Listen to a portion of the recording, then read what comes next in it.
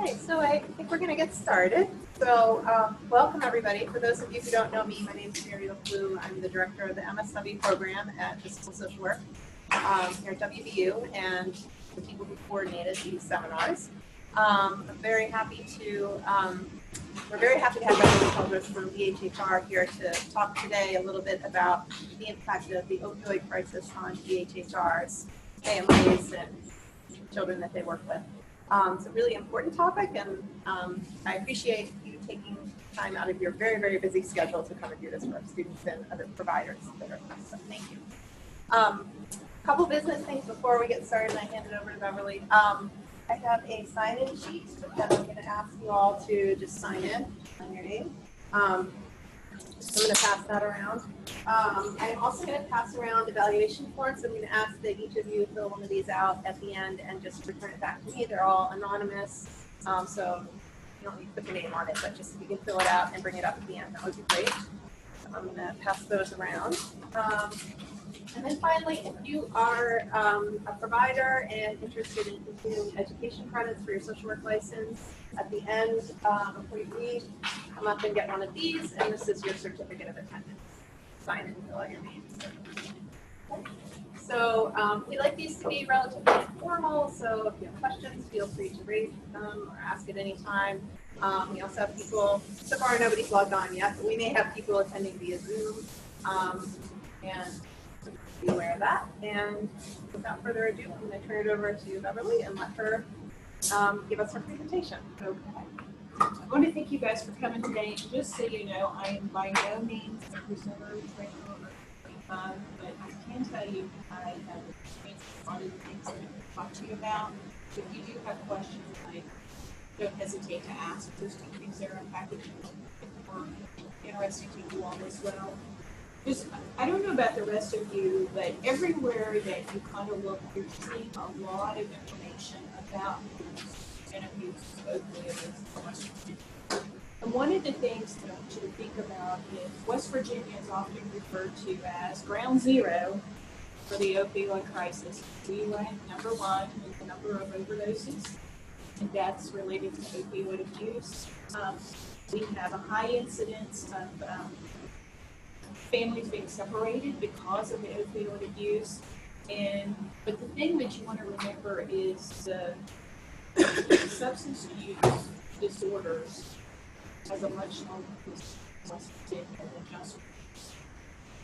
Because when you look at the newspaper, and I don't know if any of you don't look at the newspaper anymore, but in our local newspaper, because my position is to review local articles to try to get resources, those kind of things in our community. So I look at several papers, or my secretary does, on a weekly basis. In the Fairmont paper, for example, you open up on the second page and you look on the left-hand side. About every day, there's something about an arrest or related offense. Whether it be someone who's been arrested because they have their children in the car with them, they were arrested for driving under influence. Whether it be someone was arrested, they died in their hotel room, children in the room. Or something like that, and that's in Fairmont. And it is just as prevalent in Morgantown. And as you're aware, Cabell County, Huntington area, every day, there is overdoses, use Narcan by police officers, fanatics, everyone on a daily basis. It has got to the stage that, to the point that EHHR has offered to staff that they want to carry Narcan with them when they go out on home visits, because so many staff have been impacted by going into a home, seeing a parent, one with law enforcement, seeing a parent overdosed in fact they or something on it. Staff have very usualness and fear of what happens, and all those kind of things. But I want you to just think about the impact it has had on you. In your daily life, some of you are providers, as I'm aware, and some of you are students, and some of you are just here to gain information as well or anything like that. But I want you to think about just how much things have changed since even when I got my master's in social work here in 1995. Classes were totally different it was a whole different ballgame. We had one semester of substance abuse therapy related stuff, and that was if you wanted. And now it's a whole different thing. Of course, on those kind of things there. So it's not just affecting WVDHHR. It's affecting your friends. It's affecting your neighbors. It's affecting people that you don't even know. And I think for me, I started out doing in-home services as a provider, going in and doing things like parenting and life skills, and assisting kids with trying to figure out why they want to go to school, those kind of things for a nonprofit. And then it expanded into I was on transitional living, so home that we're living in the community and they did extra supports, and he was also doing other life skills type of teaching parents and children and families. And you went into homes, and oftentimes you might have one parent who may have had a drug abuse issue, or an alcohol abuse issue. It's affecting now when staff are going into homes, it's not one parent. It's both. It's oftentimes grandparents, siblings. It's a whole lot different than it was even 20 years ago. And part of what we're seeing is that for DHHR, it has affected how we do our everything. And I'm going to go through some of the ways and talk to you about some of those differences, just the way things have developed, things we're going to try to combat some of the opioid effects of that use.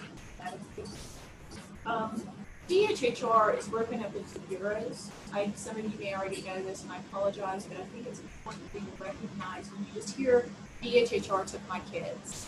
It's usually the Bureau for Children and Families that was involved children if it was come to that situation. But we also have the Bureau for Medical Services, which offers things like medical card, chip card, family assistance in the form of benefits. Medical services and helping pay for in-state psychiatric treatment, paying for those hospitalizations. Extended stays for children who are drug affected, have other issues where they may be in the hospital. Medical services play a big part of meeting the needs of medical children in our community, and it involves a lot of things. The second bureau is the Bureau for Public Health. The Bureau for Public Health is one that is helping with things like all of the things with diseases that are going around, but they're also strongly with substance.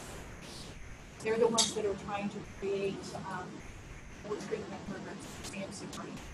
You guys see recently that CAMC probably received a grant to help develop a program for moms and go through treatment together versus being separated.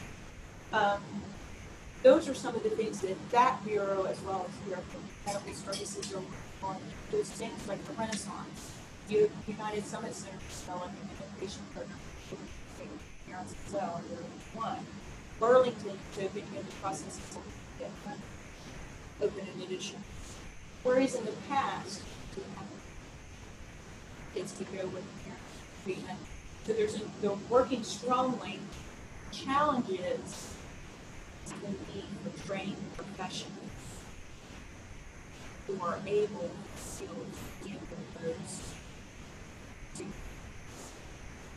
So if you have an interest in the addictions or whatever, I'm expecting that in the near future, we'll go in areas under DHHR as well as providers, because there's a strong need for people that are still in those areas. Okay? I know some of the programs like the Marshall program, a lot of the programs, those kind of things. So things are changing as far as in the past. You had a lot of teaching people to deal with depression, teaching people to handle their depression. And a lot of those were the focuses of a lot of the treatment programs around, and now it has kind of changed. Not every one of them also have substance treatment programs. Those kind of things. Even a lot of your church groups, things to support your family. substance abuse. As far as for the second bureau is the Bureau for Child Support Enforcement. And that bureau in itself is dealing a lot with an increased number of children who aren't getting child support because their parents are hungry. There's a big impact on all of those who don't want those funds are, being able to assist families. And then the fourth bureau is the Bureau for Behavioral Health. And the Bureau for Behavioral Health is very active and current, trying to getting all types of available that have not been available. They're the ones who are doing research about what kind of child is vulnerable to adult. All of those kinds of things. And those bureaus, if you look at our DHHR website, you can click on each one of them. It's going to be a lot of details of those kinds of bureaus. And I didn't want to go through a lot of that detail there because that's something, as you get into your activities and how you want to get involved, they have a positive impact on changing the horizon for West Virginia in regard to opioid abuse. Those are areas that I recommend taking. The fifth one is the one that I work with. It's the Bureau for Children and Families. And under the Bureau for Children and Families, we are responsible for ensuring the best of our ability to get children safe for the environment. That involves child protective services. That involves youth services. It involves pregnancy, status analysis. It involves adult services, which involves adult protective services as well as guardianship and healthcare surrogate related information. Substance abuse has affected every aspect of life. You often want to think about just substance abuse, but when you have people who, for lack of better words, with drug use leads to a bad cycle, and they are not able to themselves anymore. Even our adult services are seeing people that we're having a guardian because they're not able to do such I'm not doing direct practice, but as far as working directly with family, in my position, I'm a program manager for social services in Region 1, West Virginia, with the Bureau for Children and Families. It involves 9 counties. And I provide direct consultation to DPS supervisors, youth service supervisors, adult service supervisors, as well as the community service managers who manage local office.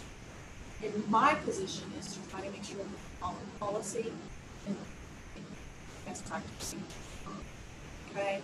But what I have seen families everywhere, substance abuse is causing an increased need.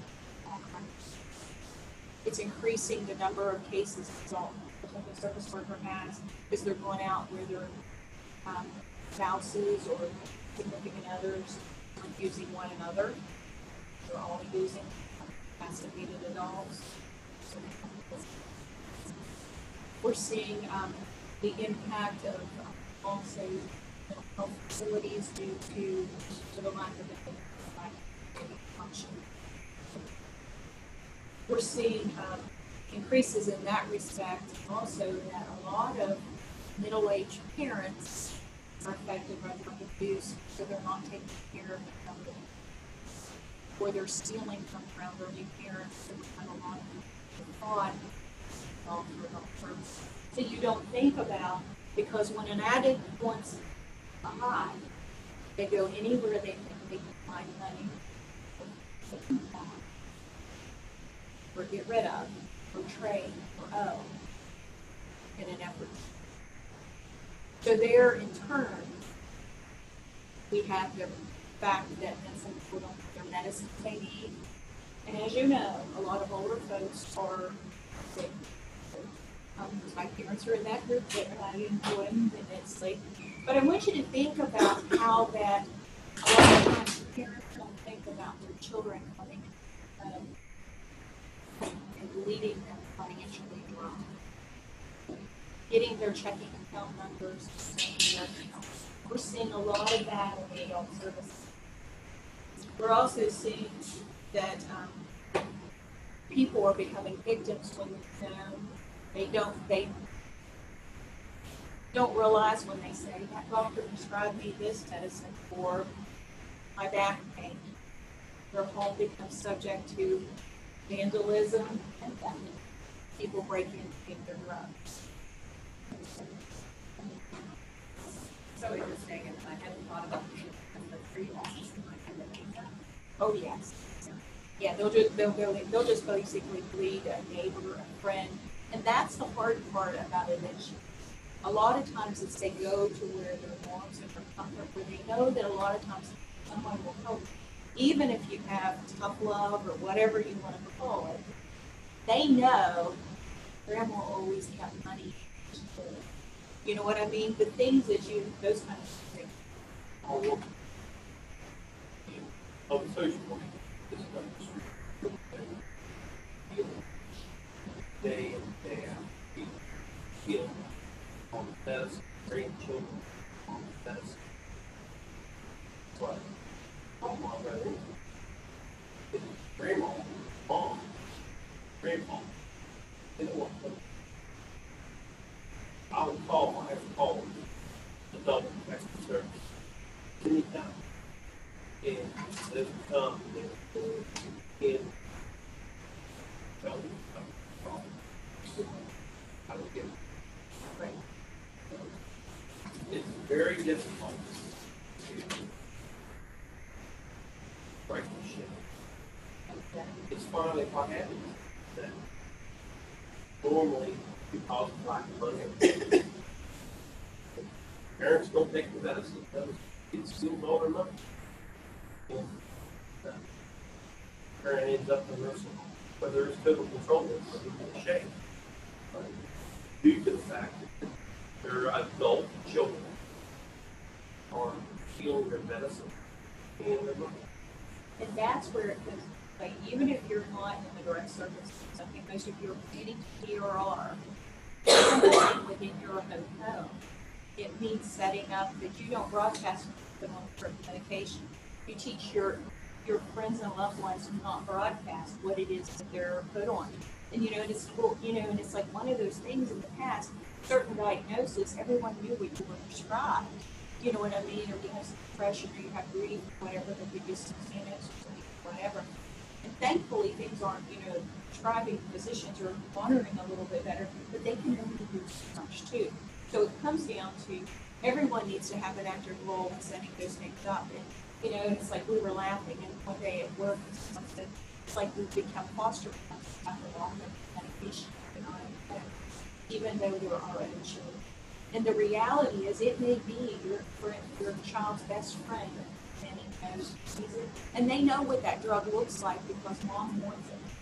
Mom's happy, she gets it, and they take it. And we're dealing a lot with the impact in youth services, where kids are involved in drug offenses. They're involved in burglaries. They're involved in worse. Some of them are murdered. Were murdered when they break into location. We're seeing the significant those as well, so that leads to an increase in the number of those type of facilities when they've been charged in murder or manslaughter or whatever. Those are kids that are being so it means a long way based on how much charged with there versus your typical writing things. So in addition to it impacting the opioid epidemic, impacting our elderly, those kind of things, it's impacting kids. And oftentimes, it's not as simple as kid one kid. A lot of times, it could be that they're trying to turn out, or a friend out, or whatever. And it's a lot different than it was, because you used to have the kid with trying to smoke marijuana behind the school dumpster or whatever. It's not that way. They're putting stuff in their water bottle. But I can't remember what it was the other day at a school. There's something that they had in there, and they were all out of the norm that people expected. It was one of the bottles. Football balls, those kind of things there. Because kids are trying to find happiness. Adults are trying to find happiness. And when you look at it, a lot of times have a society that's changed, in my opinion, in that in the past, you got married, or you decided to cohabitate, you realized it was going to be tight, you lived in an apartment, you shared a car, you did those kind of things. We have kids now who are 15, 16, they get a car. They go to college, they have a big house, a lot of friends. They are often given things in our society, I hate to say it, that a lot of us realized we weren't going to have it until 40, 50. We weren't going to have the house and there were only 20 years left in the mortgage, when we were 40, and those kind of things. A lot of the kids, when you look at your cell phone, you can find out what your friends are thinking via text or emoji in an instant. Whereas in the past, they didn't do that stuff in school. You know what I mean? When you think about just even a simple thing as at school, the big battle when the schools wanted to say no cell phones in school. Schools have different rules. So we have these kids who are used to immediate gratification, who are now in their 20s, and include some of you, who are so used to having it now. They want everything now, and they struggle when they get fired from a job. And then they can't make their payments, big car, and they lose their car. So then they cycle, and then they get the feeling, and they get some antidepressants, and they want a little more and a bigger prescription. Things have escalated to the fact that people want an immediate fix. A lot of our opioid use started with people that they had different things, they were sad, or those kind of things there, and people build up an extreme tolerance. You think about just a simple antibiotic now. You don't normally get that little pink antibiotic amoxicillin anymore because it takes stronger stuff because the person doesn't. You know what I mean? And so we have the dynamics within the families that a lot of times they want to, so they're going to steal from grandma.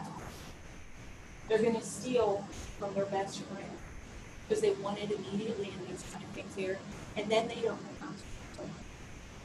What we're finding in a lot of our families, and I know some of you work in facilities and that kind of thing there, they don't know how to take no for an answer. They're not going to have everything they want, and they have to wait. So they want to hurt your finger, want the pain to be gone today. And so we have a high epidemic of the opioids, puts them out of it. And so they in turn want more of that feeling of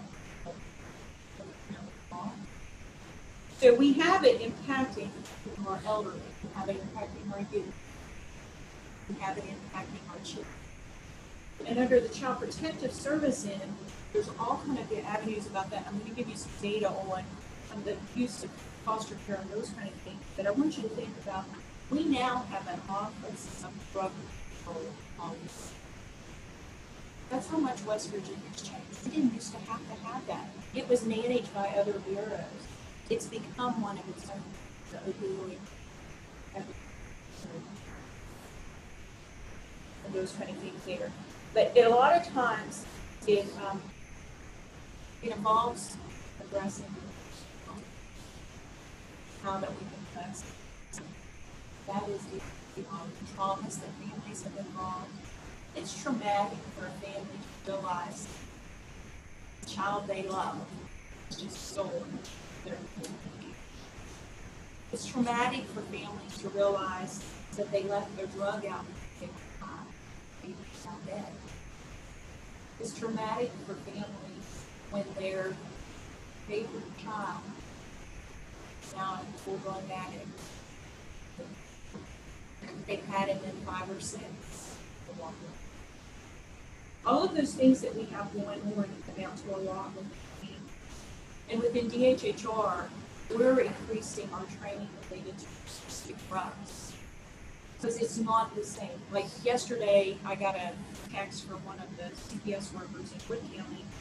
She showed pictures of these. She went out on a Google, and she had pictures of what looked like these little stickers. They were laced. you know, we talked before PCP lace stickers, and it kind of brings back a lot of that dynamic there.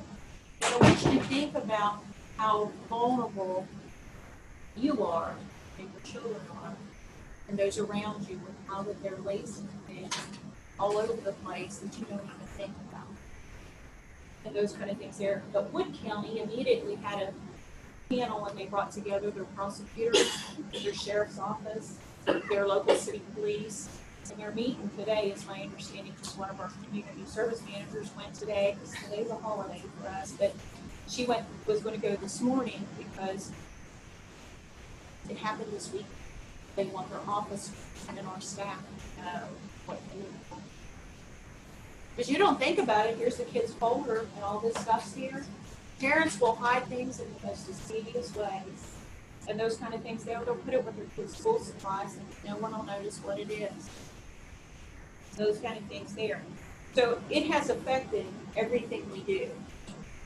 We carry in the backs of our cars, there's what looks like a Craftsman little bag in the Marion County cars. And in that bag is sheets, peroxide, and all of those kind of things in case you're exposed to them. So that you can wipe yourself off. And those kind of things there as well. And it's become such a mainstay that a lot of times we just move from car to car when we get in a car and that kind of thing there. And the sad part is a lot of times we forget to refill them. You know, those kinds of things. But it's important to reflect and things you eat, things that it's going to. And then it's when a kid can't just say, now come on, get in the car and buckle in. Lots of times got to give them a hug, find other parents, whatever it takes. And those kind of things there, so you have to accommodate it. It has department staff. Maybe planning on talking to this, curious to know how the agency came from. Yeah. Knowing that there's a lot there. Yeah, there's a lot of it, and I'm going to give you some numbers. So I just pulled them off our system this morning. So those kind of things there. So as far as for the departments have to do a lot of training, have to get a lot of experience. We're doing a lot of things about just simple things, and I encourage you to look at some research on opioid abuse impacts the brain. It isn't going to, people have in their mind this parent should be able to get themselves together, should be able to get themselves together in here. A lot of their brain, when they look at it, the dopamine levels, you know how when you see a baby smile or laugh or chuckle, most folks immediately smile and return because it brings something into your brain, fires it, scientifically, I'm not going to go into that because I'm by no means a scientist, but those kind of things there. But in the trainings, I got to see some of the MRI screens and they showed us different things, different trainings we've done. And the things that when you see a baby smile in your brain, parts of it lights up. For an addict, that part doesn't. That part of their brain doesn't function like. So a lot of times when people say they just need to spend more time with the kids to be happier, that'll help them. Those kind of things. You just automatically want to assume that's going to be the end-all cure-all. Love your kid enough. You see families, I see them all the time coming in and out of our visit.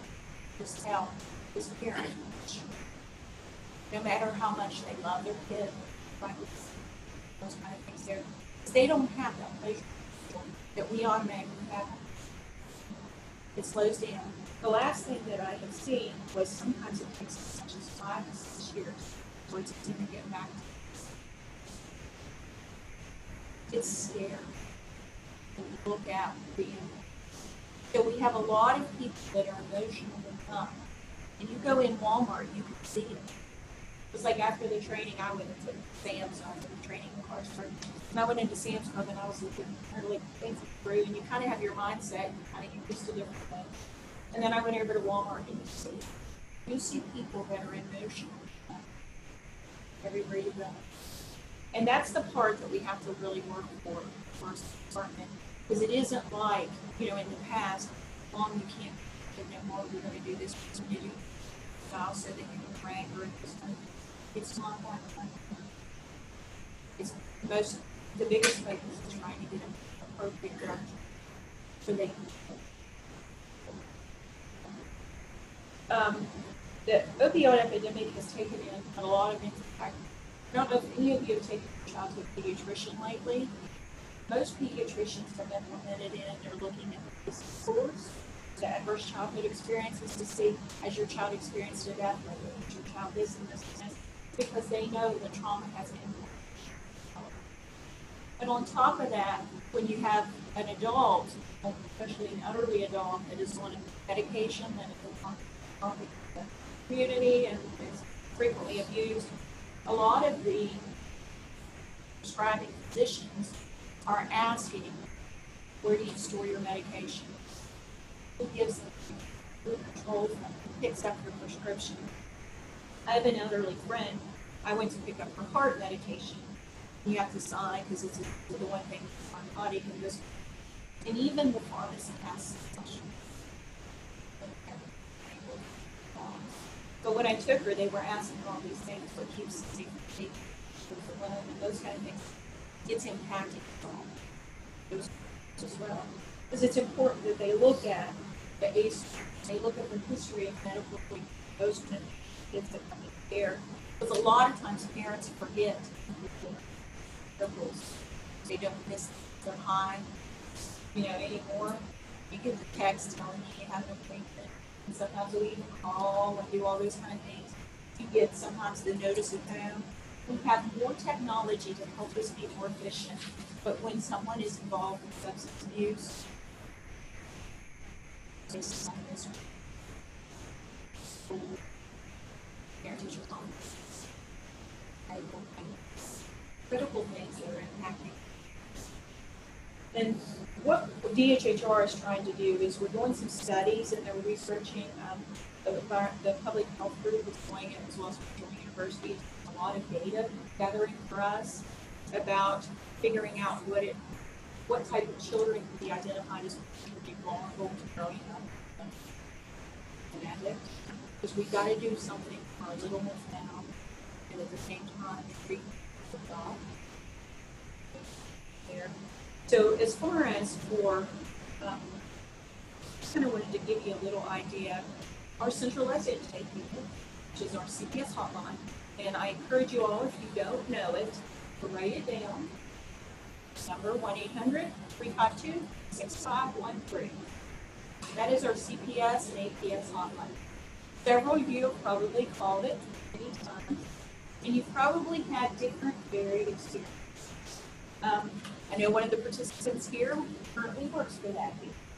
And one of those things, when we got research a couple of weeks ago, that from January 1 to December 31st, our hotline were called out, incoming and outgoing calls, 117,830 calls. There are 37 staff when they're fully staffed. They have never been fully staffed. There are 26 right now, I think, because they have an inflow of coming and going of staff. We have been allotted 27 positions for that. That's 24 hours a day, 365 days a year. So we have those positions there. So if you guys know anyone who is doing phone calls and likes doing intake assessing, that's a big opportunity. Let me know. We'll put you up. There's postings every day. Vacancies there. There is an office, this hotline. We have 2 offices. One is in Fairmont and one is in Charleston. And the reason for that is typically for safety, if there's a crisis in a certain area with a big power outage or whatever, one or the other picks up, as well as we have the capabilities. A lot of them calls their agents' cell phones, and they do a lot online. Burgers go down, we do it by hand. On an average month, when we look at it, on an average month, like in July, they had 2,836 CS calls, referrals that were taken. We had 1,314 adult service calls. This is in July. For a total of about 4,300 calls that were related that month to someone making a referral about someone allegedly. That was July, which is our down month, because school was out. Teachers have made in all the calls in July that they thought about all year and decided they probably shouldn't call. They called. June spikes a little bit, and July kind of goes down. August stays a little slow, but what we have seen kind of year-round and there's processes there. Because then in September, the numbers go up to 3759 to 1242 for over 5,000 calls that are referrals, CPS referrals. Okay, that doesn't involve when someone calls in bad things there, or if there's pieces there, just to kind of give you an idea of those. Because we average those referrals in, and currently most of our counties are at a backlog. What that means is more referrals. The goal is to go out as quickly as possible, ensure safety of actually getting, but then follow up is really fun, those kind of things there. That we have certain areas that are a backlog, and that means that they have referrals that are put 30 days old. One of my counties, so one of the counties is 9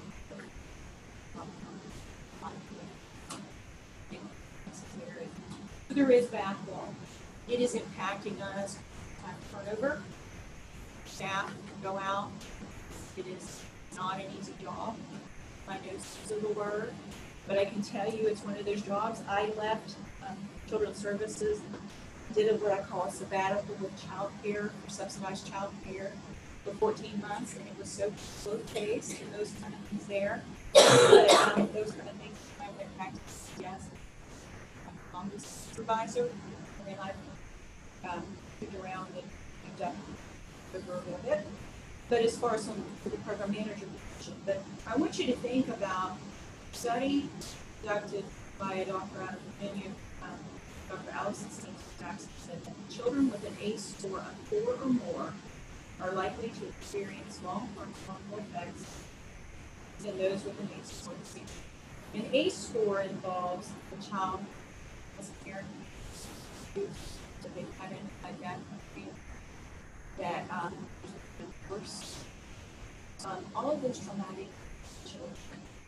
And in West Virginia, some of the statistics indicate that we have an average West Virginia for adults of 1.4 ACEs child. This is our older adults who've been assessed based on their childhood. In West Virginia, the ACE score now is average. So there's a big impact because it says they're 242% more likely to smoke. They're 222% more likely to be obese. 357% more likely to experience depression. 443% more likely to use assistive drugs. 1,133% more likely to inject drugs. 290% more likely to contract the 1,525% more likely, 550% more likely to develop alcoholism. It reflects how important it is for prevention. And that involves all. That involves helping children experience less trauma. It involves providing parenting, home visits, and ensuring that kids are getting care. As you guys know, we see increases in the backpack program. Children that they send backpackers home with food. We're seeing increases because a lot of those foods not private. A lot of times there's not food. Any issue. And the same thing with increases, we're trying to increase and encourage providing by summer feeding group. So many of the kids, that's all they get. We don't realize that's that in middle of West Virginia. Those are fall under smaller state. Yes. Yeah, that's our state line. As far as for our hotline, in the past, people complained about how long they had to be online and those kind of things. They have done a tremendous job. And at the same time, it has an effect. Because with the volume of calls coming in, initially we developed a program that we were working and started in 2012 called SANS, which is Safety Information Child Protective Services. We were attempting to think that when you called in to get as much information as you could, as thorough as you could, everything any of that caller might have, to try to document. What we found was when we implemented that, the wait time for people when they called in, we think right at this time calls didn't want to miss because people might have to call back or they'll call back, and then they're not always accommodating to provide information and those kind of things there. So, but our average wait time is as far as for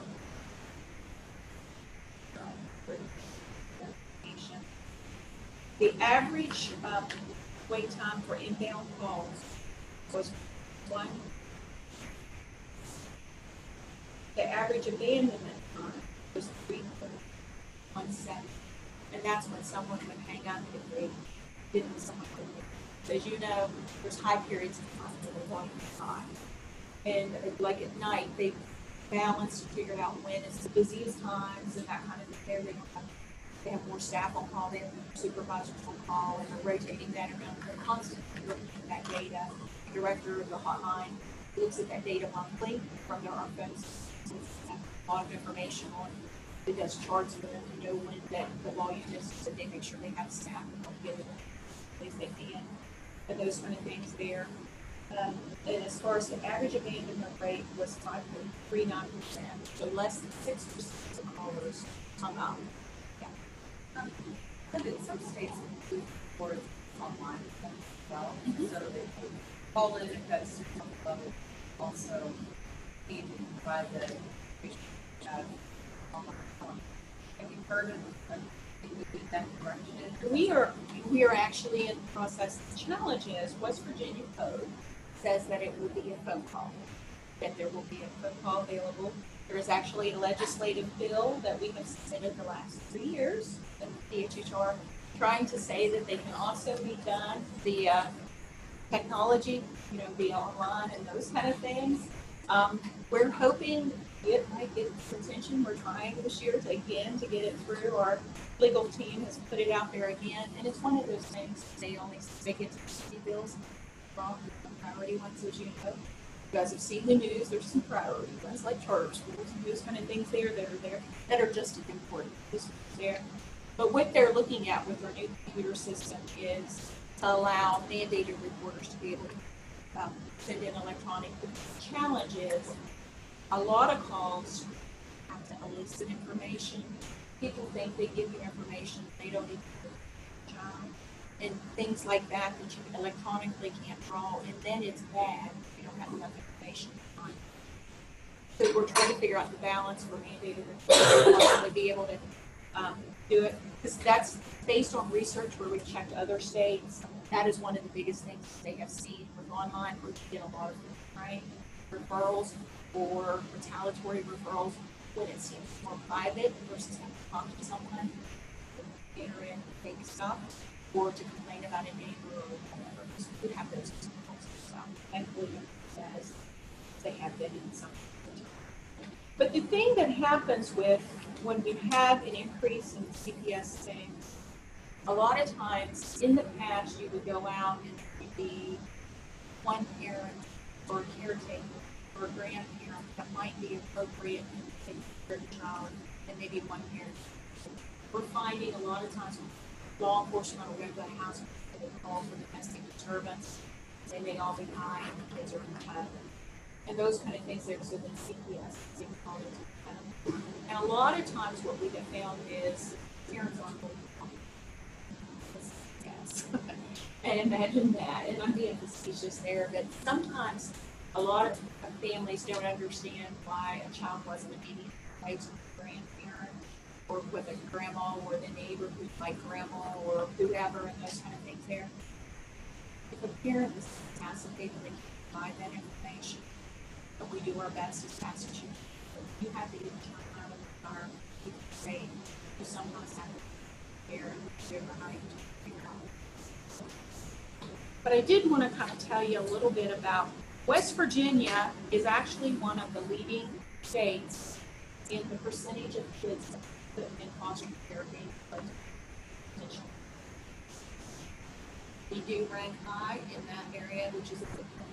We rank low in some areas. We wish we did. Are there any trainings or any kind of preparation things for the kinship parents? Yes.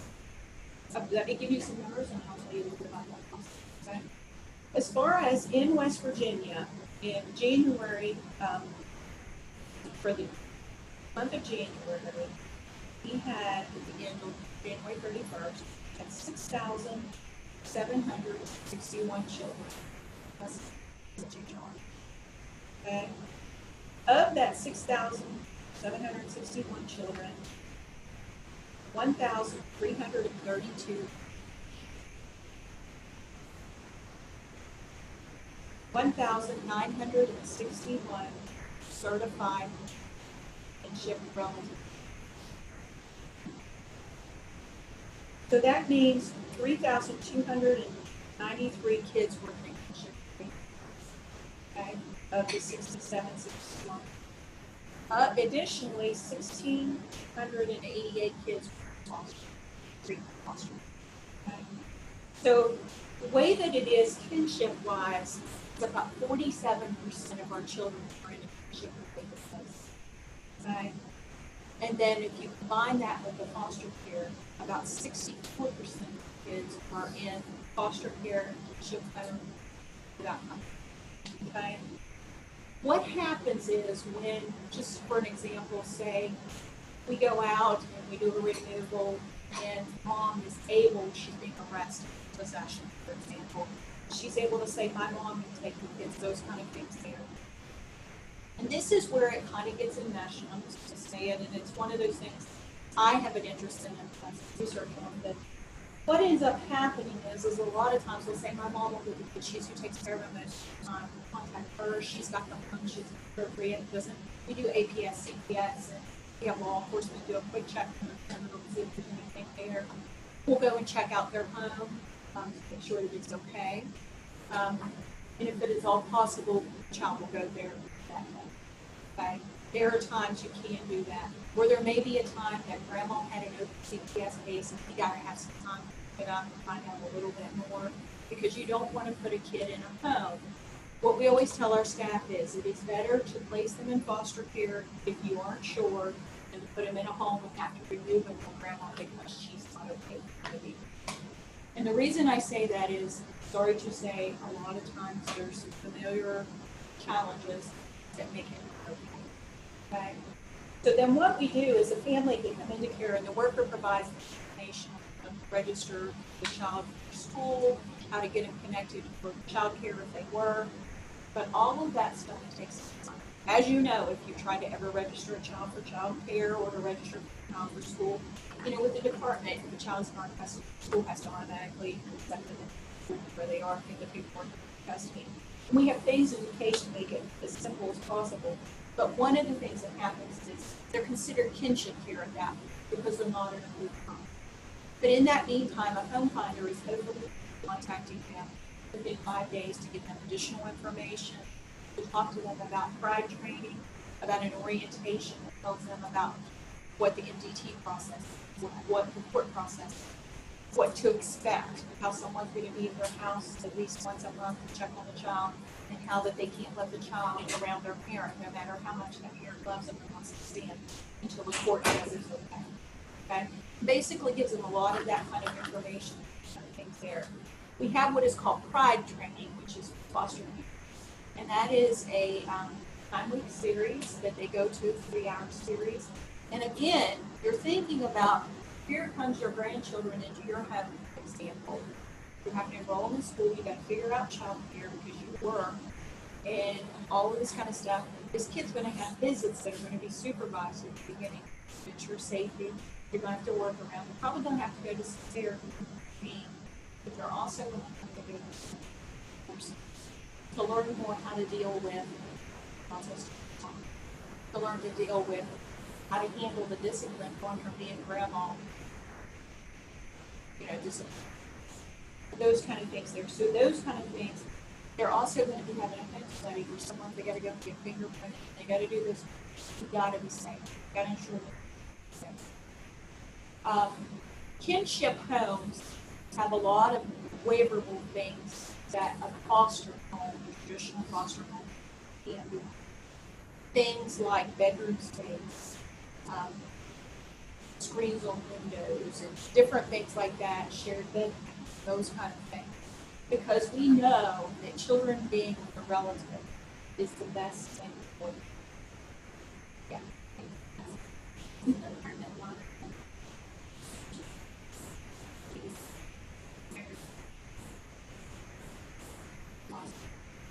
Kinship homes stick with. The statistics show that kinship homes, we have a higher incidence of behavioral issues, whether it be autism, anything like that, to children abusing drugs themselves, to behavior issues, those kind of things. Because kids are traumatized, and a lot of times trauma comes out looking like bad behavior, when it's really they just are out of control, they need help getting out of control, and those kind of things. And that is one of the reasons we try to use kinship care, because grandma, Nanny, who lived next door, who's really not a relative, love these kids. And they're home. It's a sense of security. It's a connection. It's a well-being issue. Also being not one parent, but so it's not often contained one adult. So how does that be like one is exactly? That's where it's a connection. Because you have sometimes it may be grandma's, two of her kids, and they live with her for the holiday. And it makes it hard. And so that's when these dynamics, hear those, they won't let my grandbabies live with Mom, I have a good home. And I'm not meaning that to minimize it. But that's where when you see the public outcry that you don't need the internal dynamics, where it's not okay for that child to be there, where they know where mom hit on this. Those kind of things there. But what happens is once a family goes through the training process, they become certified. And until they become certified, they get the benefits of the foundation of the child. It's 301, 311 now for 2 children. It's not much. But once they become a certified home, they will go through the process. Some choose not to go through the process. They can get $600 a month for each child, for that child, which helps with this. In addition to that, we also help with money, clothing vouchers for children, give them medical fund. But there is an increase, and it is a fine balance care.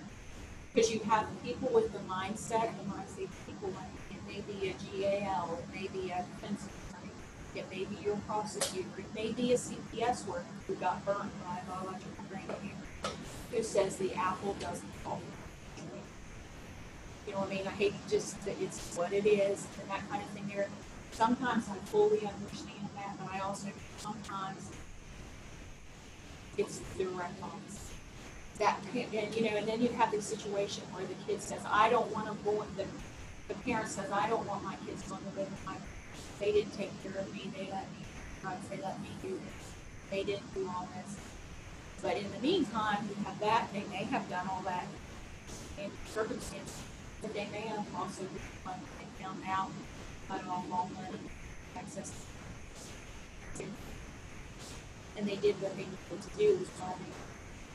So what we try to do is what we call a diligent search to find appropriate development. Grandparents, maternal, maternal staff, all of that kind of thing. But sometimes it's hard to find. Back to the therapy. We have a lot of kids in our shelter here who can't go back to their grandparents. They had a yes case 15 years ago. My mind a lot changed in 15 years. What's their next for them? West Virginia statute code says that once you have had a substantiation of a neglect against you as an adult, you know, or as a parenting aid, you know, is where we don't try not to go with just parenting, but sometimes you have to keep parents relate to your children. When we do an assessment, we determine who's substantiated and who's not occurred and what type and that person or not. And any time that we have a substantiation here, or a caretaker, because you don't have to be a parent, you have to be in a caretaker role, you know, like if you're a boyfriend, girlfriend, someone caretaker. Anytime that you have a substantiation, the state of West Virginia, that substantiation stays with you for the rest of the time. There is nothing, you know what I mean? Now, the thing that does happen is sometimes a grandparent, they have a substantiation they forgot about or whatever, they didn't realize that having it in a case and told them they're having a letter. Sometimes it gets lost, they don't think about it. They can always, what they can do is ask, you know, home finding will say, CPS, wherever it occurred, look at the solids and education. And in my position, programming myself, we review them as well. If it's not documented well, then it won't uphold a substantiation in a review hearing, or that it was just a mistake. Sometimes it's computer error, and sometimes it's based on changing the times. Like it's a lot of the DPs in the 80s where they continue to say old and mom beating the children in the past in the 80s. She knew better. She should have got out, so she left her situation. But we relook those over, unless they were perpetrator, we get rid of those, we return them. But in general, what happens is, if you have a finding, federally you cannot, family cannot be approved for foster care if they have a situation. Some states have a process after 5 years to change. Some you can petition for change of petition, have it notified. West Virginia has looked at that as the HHR would put over school legislation. They've never gone anywhere because people have the mindset of staying home, get it wrong. What it is what we face a lot of legislative bills. I see both sides. There are some things that we believe that I don't feel should be. Murdering your child, you know, those kind of things, sexual abuse of your child.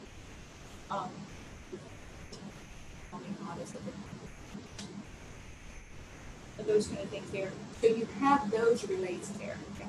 I work with a great grandmother, social worker with early start, so it's not related, it's a different family, and her two great grandchildren was removed late on 30th December, and she has applied to be foster children, what BHHR put her initially was usually they know about we remove the kids, we would place day, but it was the mother, the children, not the relative, the mother that they were with, and so she still had all the initial paperwork, she has not heard, that's probably the second January, she still hasn't heard anything. This kid is in a successful place, but what are her chances? Will she get those kids? Is that a possibility? Where it sometimes becomes a balance, she needs to call the patient. Yeah. And the thing that I want to encourage you, don't say I called if you don't leave a message. I'm not meaning that to be. If you don't leave a message, you can relay any numbers and all that kind of stuff in case because of confidentiality, you can't give her information. She can give us information per se. You know, we can give her information on the process, but as far as the specifics of the case and those kind of things, she needs to follow up and contact.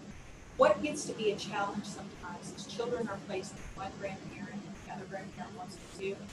It gets them combined with both are okay. If somebody moves them. They're not with a family, but it has been successful. They haven't seen what. And that's something too she might say. And if she had a relationship with them, she wants to, you know, if she had contact, she would say, you know, I even write him a letter, call him, let him know I think about it. she wants to keep herself. Because based on volumes and stuff like that. And her being a grandparent should. Grandparent preference goes to first-year grandparents, but at the same time, too. And the same, the challenge is sometimes like I supervise the home finding as well as the adoption and supervisors. Region 1, some of the challenges we face is a lot of people want these children figuring out the things so they can go or one parent's visits. But don't let it drop. Keep on and that kind of thing. She gets a letter about a home study, someone contacts her about moving out, that kind of thing. Counsel, follow up immediately, because the sooner the better. Almost like she's supposed to.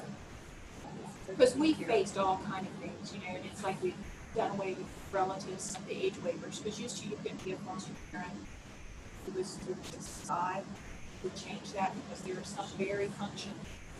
Some older folks that have a planning for short term. Well, we have worked overtime. If you have any questions, I'll hang out for a little bit, as long as I know how to get out of the parking garage. So thank you so much for the fact that we went over time to show us there's just so much about this topic. There is amazing. So we really appreciate you taking the time.